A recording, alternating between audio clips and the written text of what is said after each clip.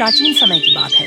नंदनपुर नाम का एक बड़ा और खुशहाल राज्य था, जहाँ के लोग खेती-बाड़ी, कारोबार और कला कौशल में माहिर थे।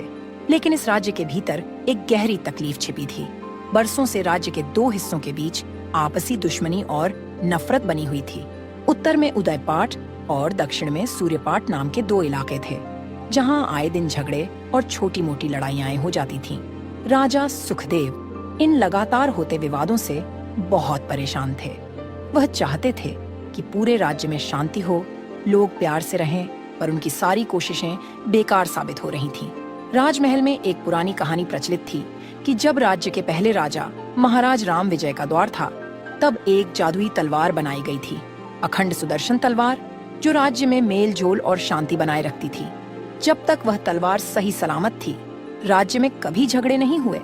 लेकिन एक भयानक जंग के दौरान वह तलवार टूट गई और तब से लोगों के बीच आपसी दुश्मनी बढ़ती चली गई। यह कहा जाता था कि अगर कोई उस टूटी तलवार के टुकड़ों को फिर से जोड़ दे तो तलवार की जादुई ताकत वापस आ जाएगी और राज्य में फिर से प्यार और भाईचारा लौट आएगा। उस तलवार की धातु में ऐसी अनोखी शक्ति थी जिसे केवल वही इंसान फिर से जोड़ सकता था, जिसके दिल में ज्ञान, समझ, त्याग और प्रेम की रोशनी जलती हो। उसी राज्य के एक छोटे से गांव कांजलपुर में एक जवान लोहार आरव रहता था। आरव बेटे, सुना है कि दरबार में फिर झगड़ा बढ़ रहा है। उत्तर और दक्षिण के लोग एक दूसरे से दुश्मनी करते हैं, कभी सामान देना बंद कर देते हैं तो कभी रास्ते बंद कर देते हैं। हाँ, बाबा सुखदेव भी बहुत चिंतित हैं, पर कोई उपाय नहीं मिल रहा। कहते हैं कि टूटी तलवार को जोड़ दो तो शांति आ जाए, पर भला यह कौन करे? मैंने सुना है कि तलवार जादुई है और उसे जोड़ने के लिए कोई अद्भुत गुण चाहिए। मुझे पता नहीं मैं कर पाऊंगा या नहीं, पर मैं कोशिश करना चाहता हूँ। अरे भाई, तुम ये क्या सोच रहे हो? तुम एक साधारण लोहार हो। बड़े बड़े लोहारों ने कोशिश कर ली, लेकिन सब असफल रहे। भला तुम क्या कर पाओगे? बेटा, हमें अपने जीवन में किसी को हल्के में नहीं लेना चाहिए। कभी कभी साधारण लोगों में भी असाधारण कार्य करने की क्षमता होती है। आरव, अगर तुम्हारा मन कहता है तो प्रयास जरूर करना। जी बाबा जी, मैं दरबार जाकर अनुमति मांगूंगा। कम से कम कोशिश तो करूंगा। आरव राजमहल में जाता है, तभी सैनिक उसे रोकते हैं। रुको, तुम कौन हो और यहाँ क्यों आए हो? मैं आरव हूँ, कांजलपुर का लोहार हूँ। मुझे महाराज से भेंट करनी है। मैं टूटी तलवार के बारे में बात करना चाहता हूँ। टूटी तलवार, उसे तो बड़े बड़े लोहार और जादूगर और महान शक्तिशाली ऋषिमुनि नहीं जोड़ पाए, तो तुम उसके बारे में क्या जानने आए हो? तुम्हें उससे क्या लेना देना? चले जाओ यहाँ से, नहीं तो तुम्हें बंदी बना लिया जाएगा और कारागार में डाल दिया जाएगा। मैं कोशिश करना चाहता हूँ उसे जोड़ने की। थोड़ी देर बाद एक मंत्री बाहर आता है। चलो अंदर, महाराज स्वयं सुनेंगे तुम्हारी बात। आरव मंत्री के साथ अंदर जाता है। दरबार में महाराज सुखदेव सिंहासन पर बैठे थे। रानी पद्मिनी पास में खड़ी थी। जिज्ञासा है, इच्छा है, तुम क्या कहना चाहते हो? महाराज, मैंने सुना है कि अखंड सुदर्शन तलवार टूटी पड़ी है, उसे जोड़ने से शांति लौटेगी। मैं लोहार हूँ, मैं उसे जोड़ने की कोशिश करना चाहता हूँ। आरव को इतना कहते ही सभी लोग असमंजस पे पड़ जाते हैं कि यह साधारण लड़का तलवार को कैसे जोड़ पाएगा। आरव, इस कार्य में बड़े बड़े विफल हुए हैं। तुम में ऐसा क्या है जो तुम्हें सफल करेगा? मुझे नहीं पता महाराज, पर मैं यह जानता हूँ कि मैं अपनी संपूर्ण निष्ठा, समर्पण और प्रेम इस कार्य में लगा दूंगा। हमारे राज्य को शांति चाहिए और मुझे लगता है कि कोई न कोई रास्ता जरूर निकलेगा। राजन, तुम्हारी बातें सुनकर प्रसन्नता हो रही है। कम से कम तुम प्रयास करने के लिए सोच तो रहे हो। तो ठीक है, तुम्हें अनुमति है। तलवार के दोनों खंड हमने महल के गुप्त कक्ष में सुरक्षित रखे हैं, लेकिन याद रहे, यह सरल नहीं होगा। तलवार में प्राचीन जादुई ऊर्जा है। उसे जोड़ने के लिए सिर्फ हथौड़ा और आग पर्याप्त नहीं। तुम्हें एक यात्रा पर निकलना होगा। 3 वस्तुएं खोजनी होंगी जो तलवार के धातु को पुनर्जीवित करेंगी। यह 3 वस्तुएं आज तक कोई नहीं ला पाया। कैसी वस्तुएं हैं महाराज? पहली वस्तु निर्मल जल बूंद, जो उत्तर की पहाड़ियों में बहने वाली एक झरने से मिलती है। वह झरना मानव की करुणा से प्रकट होता है। दूसरी वस्तु सत्य का धातुकण, जो दक्षिणी मरुस्थल के अंत में स्थित एक प्राचीन खदान में मिलता है। तीसरी वस्तु त्याग की अग्नि, जो एक दूरस्थ जंगल के साधु के आश्रम में जागृत होती है, जहाँ अपने प्रिय को त्याग कर अग्नि प्रज्वलित करनी पड़ती है। अगर तुम यह तीनों वस्तुएं ला सको तो हम तलवार तुम्हें देंगे। तुम अपनी कला आजमा सकते हो। आरव प्रणाम करता है और दरबार से निकलकर उत्तर की ओर यात्रा पर चल पड़ता है।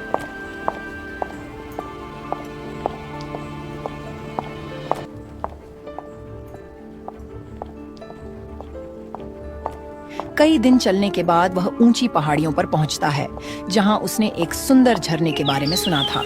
वहां पहुंचकर उसे तेज बहती हुई जलधारा दिखती है और वहां तक पहुंचना नामुमकिन लगता था।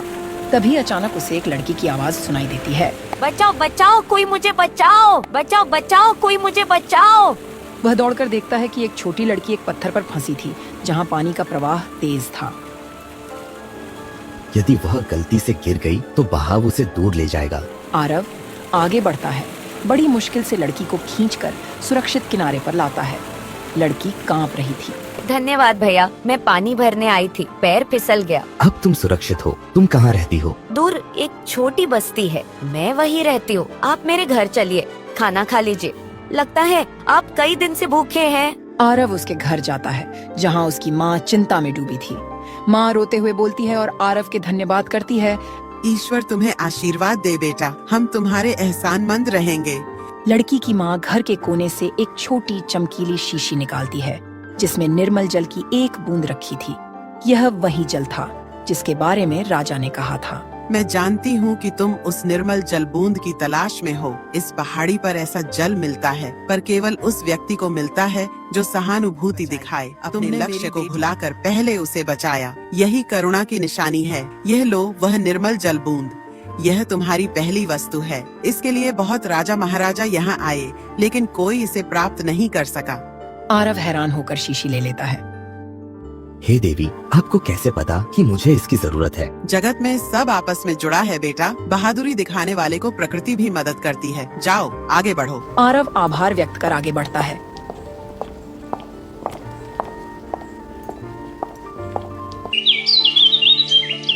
कई दिन की यात्रा के बाद आरव दक्षिण की ओर बढ़ता है। धूप तेज थी, वह हिम्मत नहीं हारता।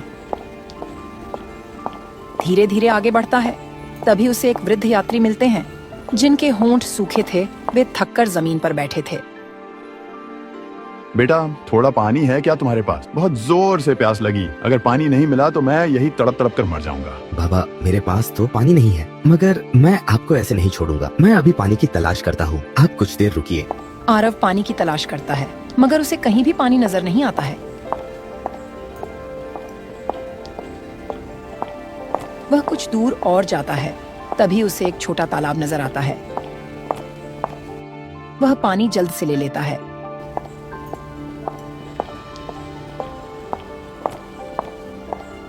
और बूढ़े बाबा के पास जाता है तो देखता है कि बाबा प्यास की वजह से बेहोश हो चुके थे। वह बाबा को पानी पिलाता है। तब उन्हें होश आता है। धन्यवाद पुत्र, तुम सत्य के मार्ग पर हो। बाबा, आप कौन हो और आप इस वीरान पहाड़ी इलाका में आप क्या करने आए हो? मैं इस मरुस्थल का रखवाला हूँ। तुम सत्य का धातुकण ढूंढने आए हो जो गहरी खदान में मिलता है, लेकिन खदान का दरवाजा खुलने से पहले तुम्हें सत्य की परीक्षा पास करनी होगी। हाँ बाबा, मैं इसके लिए तैयार हूँ। हाँ तो बताओ, क्या तुमने कभी निस्वार्थ से काम किया है? क्या तुमने कभी अपने मन में झूठ पालकर किसी को चोट पहुँचाई? आरव सोच में पड़ जाता है और कुछ देर बाद बोलता है। मैं संपूर्ण सत्यवादी होने का दावा नहीं करता। बचपन में मैंने एक बार झूठ बोला था। अपने मित्र के पकवान खा लिए और उस पर इल्जाम लगा दिया था, पर उस गलती के बाद मैंने सत्य अपनाया, मित्र से क्षमा मांगी और तब से कभी झूठ नहीं बोला। सत्य यह नहीं कि कभी गलती न की हो, सत्य यह है कि गलती कबूल कर सुधरने का साहस रखो। तुमने अपना बीता झूठ स्वीकार किया, यह तुम्हारी सत्यनिष्ठा का प्रमाण है। जाओ, दक्षिणी मरुस्थल के अंत में तुम्हें एक छोटी पहाड़ी दिखेगी, वहाँ पुरानी खदान है, तुम्हें धातुकण वहीं मिलेगा। बूढ़े व्यक्ति वहाँ से गायब हो जाते हैं। आरव आगे बढ़ता है और खदान तक पहुँचता है।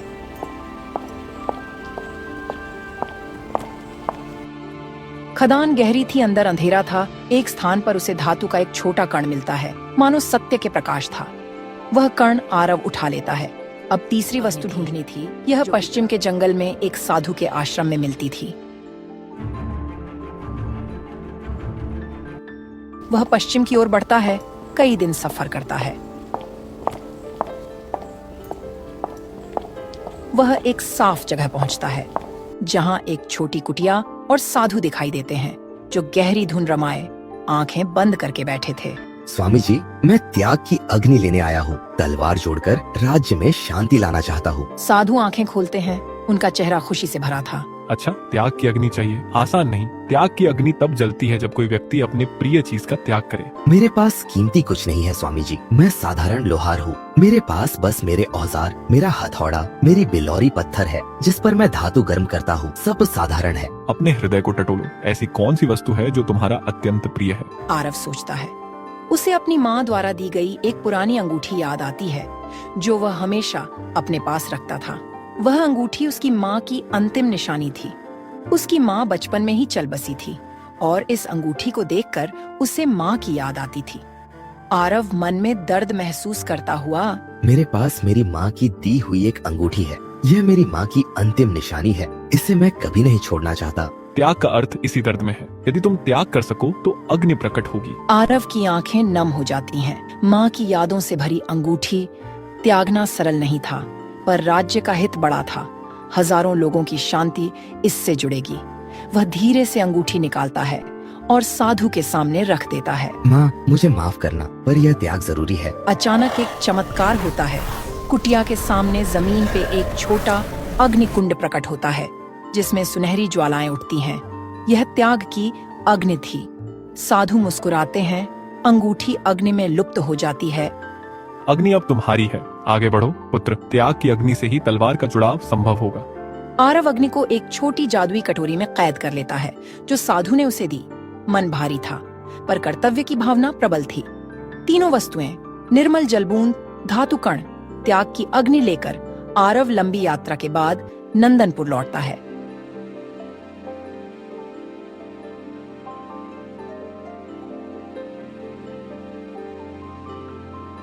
महल के द्वार पर सैनिक अब उसे सम्मान से अंदर ले जाते हैं। राजा आश्चर्य और खुशी से बोले, आरव, तुम सफल हो गए। सचमुच लाए हो वो तीनों वस्तुएं। मुझे तो जरा भी विश्वास नहीं हो रहा है। आज मैं कितना खुश हूँ यह मैं तुम्हें बता नहीं सकता। दरबारियों के सामने आरव शीशी में निर्मल जलबूंद दिखाता है। अद्भुत! ये सारी वस्तुएं जुटाकर तुमने कमाल कर दिया बेटा। मंत्री, अब हमें तलवार के 2 खंड लाने होंगे। महाराज इशारा करते हैं। सैनिक गुप्त कक्ष से टूटे हुए तलवार के टुकड़े लाते हैं। तलवार एक बार स्वर्ण जैसी चमकती है। महाराज, मैं अपने लोहार खाने में इसे जोड़ना चाहूंगा जहां मैं सहज साथ महसूस कर चलेंगे सकूं। और देखेंगे कि तुम इस तलवार को कैसे जोड़ते हो। कांजलपुर के छोटे लोहार खाने में जाते हैं जहां आरव काम करता था।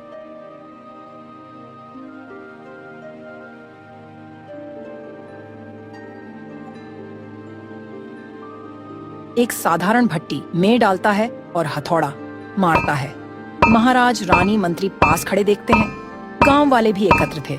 सब उत्सुकता से देख रहे थे कि क्या होगा। आरव हथौड़ा उठाकर धातु पर चोट करता है। कुछ देर में तलवार एक टुकड़े में आ जाती है। उसकी चमक लौटने लगती है। अब तलवार पूरी तरह जुड़ गई थी। राजा यह देखकर बहुत खुश हुआ। मुझे लग रहा है कि मानो मेरे सर से बोझ हट गया हो। यह तलवार अब अखंड है और इसकी ऊर्जा शांति का संदेश दे रही है। उसी क्षण राज्य के उत्तर और दक्षिण पक्षों में कुछ अद्भुत होता है। लोग जो कल तक दुश्मनी पाले थे, उन्हें मन में एक नई कोमल भावना महसूस होती है। विरोधी धुंध की तरह छूटने लगता है और एक दूसरे के प्रति समझ, करुणा और विश्वास पनपने लगते हैं। यह खबर फैल जाती है कि तलवार जुड़ गई है। लोग मेल मिलाप करने लगते हैं। यह तो चमत्कार है। तलवार की ऊर्जा पूरे राज्य में बह गई है। हमने जो सदियों से चाहा वह आज संभव हुआ। आरव, तुमने सिद्ध कर दिया कि अच्छे गुण, त्याग, सत्य और करुणा से बड़ा कोई बल नहीं होता है। मैं तुम्हें राजकीय सम्मान देता हूँ। आरव, मांगो, जो मांगना चाहते हो वह मांगो। आधा राज्य भी मांगोगे तो वो भी कम होगा। महाराज, मुझे कुछ भौतिक इनाम नहीं चाहिए। मेरा इनाम यही है कि हमारा राज्य फिर से शांति से जी सके। हाँ, यदि आप कुछ करना चाहते हैं तो राज्य में शिक्षा और सद्भावना को बढ़ावा दें। सुनिश्चित करें कि बच्चों को बचपन से ही करुणा, सत्य और त्याग का महत्व सिखाया जाए। एक ऐसा विद्यालय खोलिए जहाँ शास्त्रों के साथ मानवीय मूल्यों की शिक्षा मिले। ऐसा ही होगा। हम राज्य में नैतिक शिक्षा के केंद्र स्थापित करेंगे ताकि आने वाली पीढ़ियां तलवार पर निर्भर न रहें, बल्कि स्वयं अपने भीतर के गुणों से शांति कायम करें। हम त्याग की अग्नि, सत्य के धातुकण और निर्मल जल बूंद का अर्थ समझ गए हैं। यह तीनों मानवीय गुणों के प्रतीक हैं। कुछ दिन बाद आरव अपने गांव लौटता है।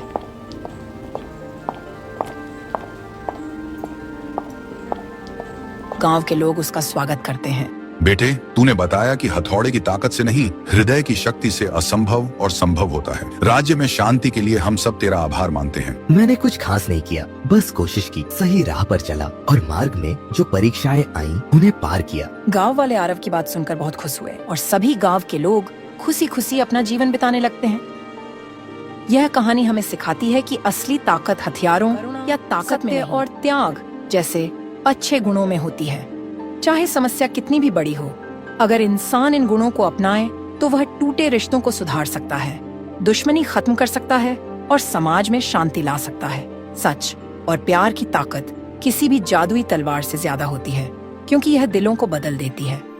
इस कहानी का मतलब यही है कि जब हम अपने स्वार्थ से ऊपर उठकर सबके भले के लिए जीते हैं, तब हम नामुमकिन चीजें भी मुमकिन बना सकते हैं।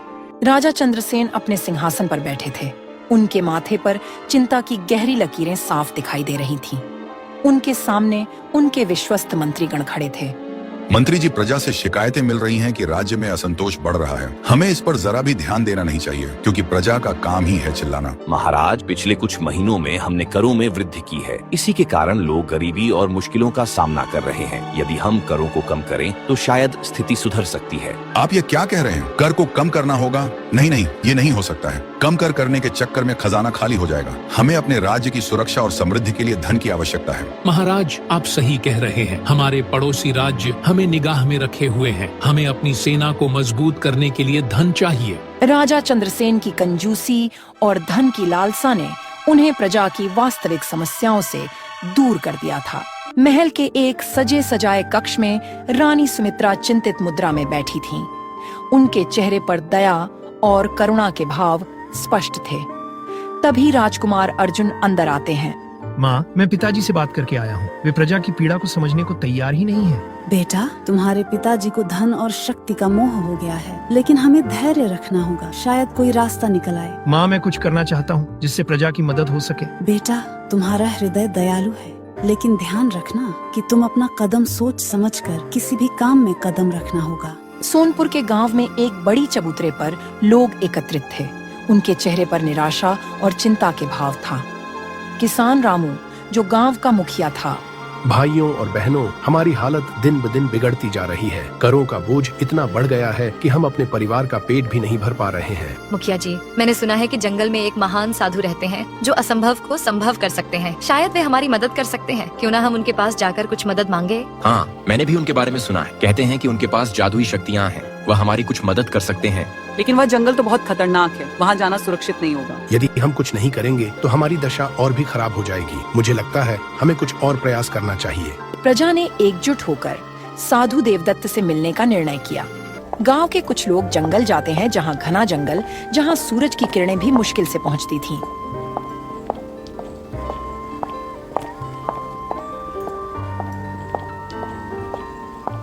पक्षियों की चहचहाहट वातावरण को रहस्यमय बना रही थी। एक साफ सुथरे स्थान पर एक छोटा सा आश्रम नजर आता है, जहां साधु देवदत्त ध्यान मग्न थे।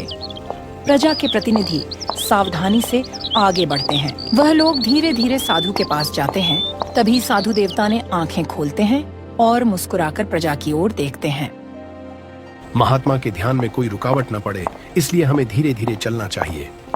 आओ आओ बच्चों, मैं जानता था कि तुम लोग एक न एक दिन यहाँ जरूर आने वाले हो। महात्मा, आप तो सब कुछ जानते हैं। महात्मा, हमारे राजा की कंजूसी और लालच ने हमें तंग कर रखा है। करों का बोझ बढ़ता जा रहा है और हम भूखे मर रहे हैं। कृपया हमारी सहायता करें। साधु देवदत्त ने कुछ क्षणों के लिए आंखें बंद की।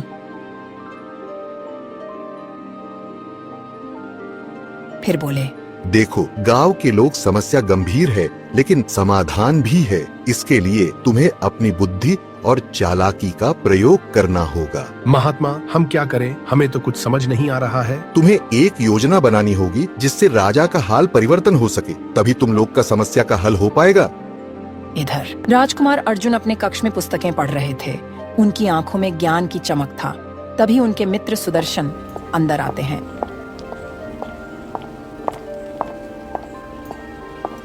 राजकुमार, मैंने सुना है कि गांव के लोग किसी साधु से मिलने गए हैं। ये अच्छी बात नहीं है। अगर प्रजा असंतुष्ट है तो राज्य में विद्रोह हो सकता है। राजकुमार, हमें कुछ करना चाहिए, नहीं तो सब बर्बाद हो जाएगा। हाँ, मैं सोच रहा हूँ कि पिताजी से फिर से बात करूँ, लेकिन वे मेरी बात नहीं सुनते हैं। इधर गांव के लोग गांव में वापस आने के बाद एक योजना बनाई। उन्होंने अफवाह फैलाई कि महल के बगीचे में रात के समय एक रहस्यमयी परी प्रकट होती है जो मन की इच्छाएं पूरी करती है। यह बात धीरे धीरे महल तक पहुंच गई। ये तुम क्या कह रहे हो? ये तो बहुत अच्छा है। अगर यही बात है तो मैं उससे बहुत सारा धन मांगूंगा। यह अफवाह प्रजा ने जानबूझकर फैलाई थी ताकि राजा का ध्यान आकर्षित हो और उन्हें सही मार्ग दिखाया जा सके। अगली रात को चांदनी की हल्की रोशनी में महल का बगीचा और भी सुंदर लग रहा था। फूलों की खुशबू वातावरण को महका रही थी।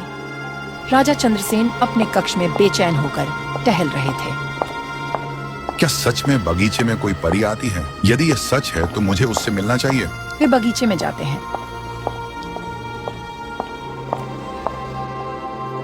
तभी अचानक एक चमकदार रोशनी होती है और वहाँ एक सुंदर परी प्रकट होती है। स्वागत है महाराज, मैं आपकी सहायता करने आई हूँ। तुम कौन हो? क्या तुम सच में परी हो? मुझे विश्वास नहीं हो रहा है। हाँ, मैं धन और समृद्धि की देवी हूँ। यदि आप प्रजा की भलाई करेंगे तो मैं आपको अपार धन दूंगी। अरे परी महारानी, आप मुझे बहुत सारा धन दे देती तो बहुत अच्छा रहता। महाराज, सच्ची समृद्धि तब मिलती है जब प्रजा खुश होती है। यदि ऐसा खजाना दूंगी जो कभी खाली नहीं होगा। इतना कहकर परी वहाँ से चली जाती है और राजा विचार मग्न हो जाते हैं। राजा बहुत खुश हो जाते हैं। अगले दिन राजा अपने सिंहासन पर बैठे थे। महाराज, क्या आपने करों को कम करने का विचार किया है? नहीं, बल्कि हमें करों को और बढ़ाना होगा। हमें प्रजा से अधिक धन एकत्र करना है। लेकिन महाराज, प्रजा पहले से ही तंग है। मुझे उनकी परवाह बिल्कुल नहीं है। मुझे अपना खजाना बढ़ाना है। राजा ने परी की बात का गलत अर्थ लगाया। वे समझ बैठे कि अधिक धन एकत्र करके वे और समृद्ध हो जाएंगे।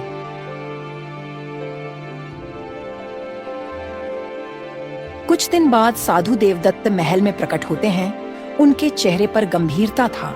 महाराज चंद्रसेन, आपकी कंजूसी और लालच ने हद पार कर दी है। तुम कौन हो जो मुझे शिक्षा देने आए हो? मेरे महल में तुम्हारा प्रवेश कैसे हुआ? मैं एक साधारण साधु हूँ, लेकिन सत्य कहने से नहीं डरता। यदि आप अपनी गलतियों को नहीं सुधारेंगे तो आपको गंभीर परिणाम भुगतने होंगे। हे साधु, तुम मुझे श्राप देने की कोशिश कर रहे हो। मुझे कोई श्राप नहीं लग सकता। मेरे पास शक्ति और धन है। तो सुनो राजा, मैं तुम्हें श्राप देता हूँ कि तुम्हारा सारा धन मिट्टी में बदल जाएगा और तुम अपनी शक्तियाँ खो दोगे। साधु वहाँ से चले जाते हैं और राजा हंसते हुए सोचते हैं कि यह सब मात्र एक ढोंग है।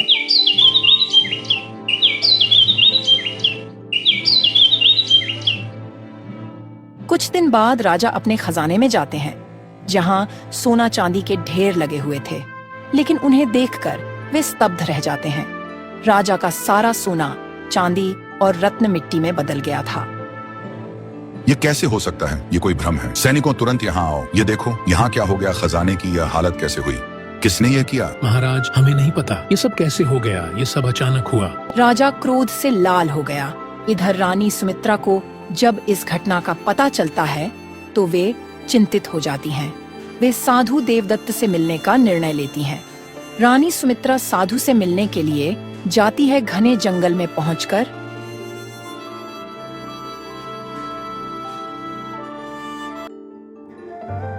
वे साधु के सामने विनम्रता से क्षमा मांगती हैं। महात्मा, कृपया मेरे पति को माफ कर दें। वे लालच में आकर गलतियां कर बैठे हैं। रानी, आपका हृदय दयालु है, लेकिन राजा को अपनी गलतियों का एहसास खुद करना होगा। महाराज, क्या कोई तरीका है जिससे मैं अपने स्वामी का मदद कर सकूं? यदि आप परी बनकर उनके हृदय परिवर्तन में सहायता करें तो उनका श्राप समाप्त हो सकता है। जी महाराज, मैं इसके लिए तैयार हूँ। साधु देवदत्त अपने मंत्रों से रानी को एक सुंदर परी में बदल देते हैं, जिनके पास जादुई शक्तियाँ होती है। इधर राजा चंद्रसेन अपने धन को वापस पाने के लिए बेचैन हो जाते हैं। वे महल छोड़कर जंगल की ओर निकल पड़ते हैं, यह सोचकर कि शायद कहीं और से धन प्राप्त हो जाए। वे थक कर बैठ जाते हैं। ये सब मेरे साथ क्या हो रहा है? मेरा सारा धन मिट्टी में बदल गया। अब मैं क्या करूं? वह बैठे थे कि उन्हें एक झरने की आवाज सुनाई देती है। वे उस दिशा में बढ़ते हैं।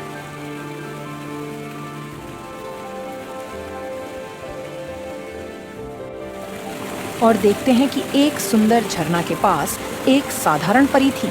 क्या ढूंढ रहे हो राजन? तुम बहुत दुखी नजर आ रहे हो। मैं अपने खोए हुए धन को वापस पाना चाहता हूँ। राजन, मैंने तुम्हें उस दिन बोली थी ना कि आप अपने प्रजा का भलाई करो, लेकिन तुमने नहीं माना। धन से अधिक मूल्यवान कुछ और भी है। क्या आपने कभी अपने हृदय की आवाज सुनी है? मैं कुछ समझा नहीं। जब तक आप अपने लालच और कंजूसी को नहीं त्यागेंगे, तब तक आपको शांति नहीं मिलेगी। परी इतना कहकर वहाँ से गायब हो जाती है।